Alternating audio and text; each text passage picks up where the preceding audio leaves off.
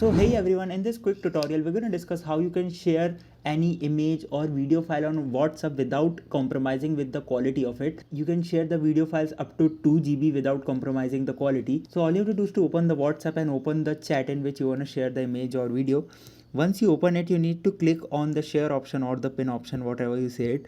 Just click on it, and here you don't need to go to the gallery option. You need to go to the document option, and from here you need to select the image or the video from your smartphone. You can click on the browse the docs option, and from here you can select the video and image in your file manager of your smartphone. And once you find the video or the image you want to share, just click on it and the video will be shared in the format of a document, and it does not compromise with the quality. You can see it's almost exactly 40 MB video, and it does not compromise with the quality. So I hope it would be an interesting tutorial for you. Make sure to hit the like button and subscribe button for more such helpful and interesting tutorials. See you in the next one. Take care.